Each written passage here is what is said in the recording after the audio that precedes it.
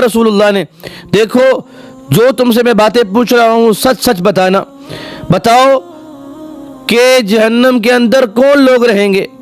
انہوں نے کہا اللہ کے رسول ہم سچ بتائیں گے کیونکہ جھوٹ ہمارا آپ کے سامنے چل نہ سکے گا۔ اب دیکھیں کتنی بڑی ہٹ درمی ہے، انہیں پتا تھا کہ اصدق المصدوق محمد رسول اللہ ہیں، سچے نبی ہیں، اور یہ اقرار بھی کر رہے ہیں کہ اے نبی آپ کے سامنے ہمارا جھوٹ نہیں چل سکے گا، ہم تو آزما بھی چکے ہیں۔ رسول اللہ نے پوچھا تو بتاؤ کہ کون لوگ جہنمی ہیں؟ کہنے لگے کہ ہم جہنم میں جائیں گے، اعتراف کیا انہوں نے۔ پھر انہوں نے کہا کہ اس کے بعد آپ کی امت جائے گی۔ ضد کی وجہ سے آپ علیہ الصلوۃ والسلام نے ان کو ڈانٹتے ہوئے کہا کہ جھوٹ مت بولو اور جتنا پوچھا گیا اتنا بتاؤ اور باتوں میں غلو مت کرو۔ اور اس آیت کے دیکھیں اگلے ٹکڑے میں اللہ نے فرمایا قل اتخذتم عند اللہ عہدا فلن یخلف اللہ عہدا، کہ اللہ رب العالمین سے تم نے کوئی پختہ وعدہ لیا ہے کہ اللہ رب العالمین کہ تمہیں جہنم میں داخل نہیں کرے گا؟ اگر تو اللہ نے تمہیں وعدہ دیا ہے تو پھر تو وہ تمہیں جہنم میں داخل نہیں کرے گا۔ اگر تم سچے ہو، اگر تم اپنی باتوں میں سچے ہو تو لاؤ دلیل، لاؤ پھر کوئی آیت، لاؤ کوئی رقع، لاؤ کوئی تختی کہ جس کے اوپر اللہ رب العالمین نے تمہیں یہ حکم دیا ہو کہ تم جو مرضی کر لو، تم جو مرضی کرتے بیٹھو، اللہ تم سے کوئی نہیں پوچھے گا۔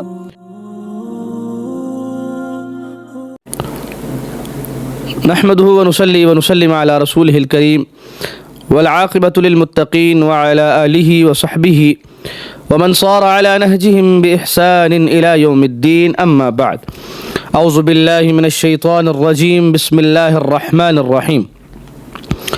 وقالوا، اور یہودیوں نے کہا لن تمسنا النار، ہرگز نہیں ہمیں چھوئے گی آگ، الا ایاما معدودہ، مگر گنتی کے چند دن۔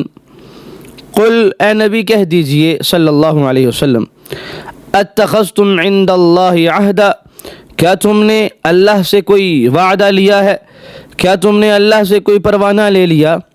فلن یخلف اللہ عہدہ، کہ اللہ تمہیں اپنے وعدے کے ہرگز خلاف نہیں کرے گا۔ ام، یا پھر تقولون، تم کہہ رہے ہو علی اللہ، اللہ پر، ما لا تعلمون، جو تم خود نہیں جانتے۔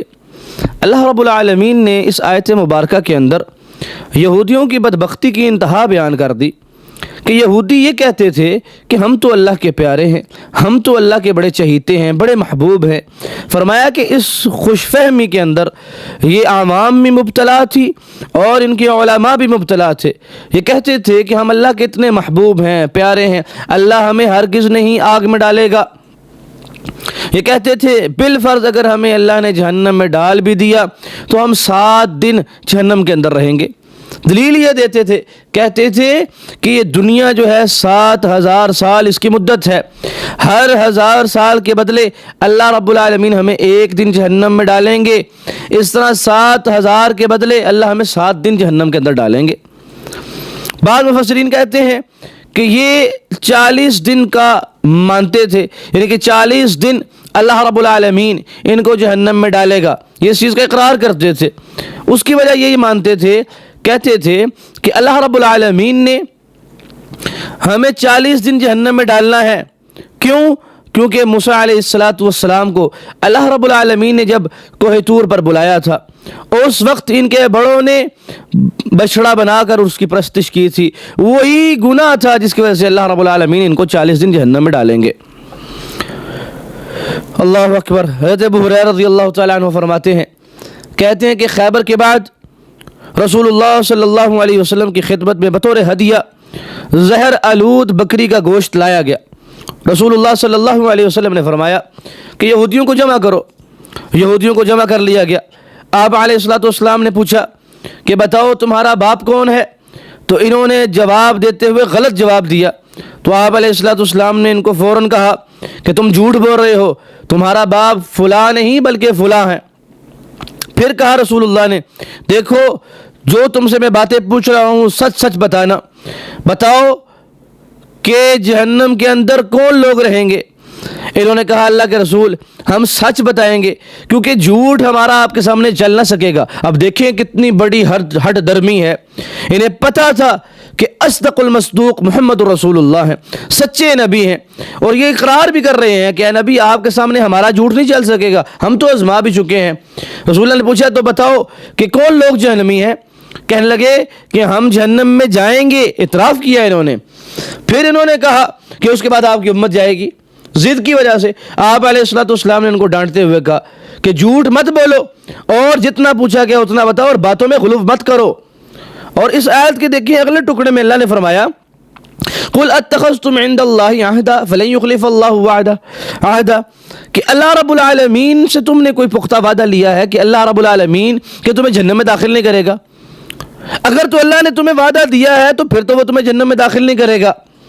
اگر تم سچے ہو، اگر تم اپنی باتوں میں سچے ہو تو لاؤ دلیل، لاؤ پھر کوئی آیت، لاؤ کوئی رقع، لاؤ کوئی تختی کہ جس کے اوپر اللہ رب العالمین نے تمہیں یہ حکم دیا ہو کہ تم جو مرضی کر لو، تم جو مرضی کرتے بیٹھو، اللہ تم سے کوئی نہیں پوچھے گا۔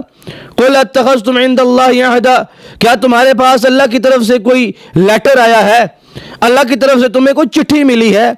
نہیں ملی۔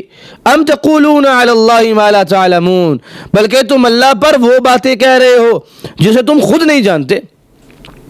اللہ خود قرآن مجید کے اندر فرماتے ہیں وَمَنْ أَظْلَمُ مِمَّنِ افْتَرَى عَلَى اللَّهِ كَذِبًا أَوْ قَالَ أُوحِيَ إِلَيَّ وَلَمْ يُوحَ إِلَيْهِ شَيْءٌ۔ اللہ اکبر، کتنی جامع آیت ہے، کتنی جامع آیت ہے۔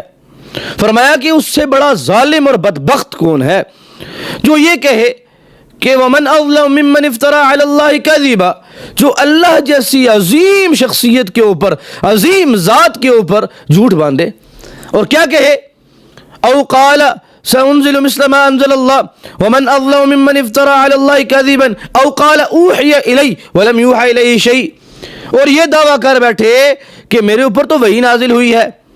بھئی مجھے تو پتہ ہے کہ اللہ رب العالمین نے مجھ سے وعدہ لیا ہے کہ اللہ مجھے جہنم میں نہیں ڈالے گا۔ ولم يوحى اليه شيء اللہ خود اس کی نفی کر رہے ہیں کہ جبکہ اللہ رب العالمین نے اس کے اوپر کوئی چیز نازل نہیں کی۔ اور آگے فرمایا اللہ نے دوسری آیت کے اندر بلا کیوں نہیں، من کسب سیئہ جس کو اس کی برائی گھیر لے، جس نے اپنی برائی کمائی، جس نے کمایا برائی کو، وَأَحَاطَتْ بِهِ خَطِيئَتُهُ اور اس کی نافرمانیوں نے، خطاؤں نے اسے گھیر لیا، فَأُولَئِكَ أَصْحَابُ النَّارِ یہی لوگ ہیں جو آگ کے ساتھی ہیں، جہنمی ہیں، ہم فیہا خالدون وہ اس میں ہمیشہ ہمیشہ رہے۔ اللہ سے دعا ہے کہ اللہ رب العالمین ہمیں صحیح معنوں میں سمجھنے کی توفیق عطا فرمائے۔ وما توفیقی الا باللہ علیہ توکلت و الیہ انیب۔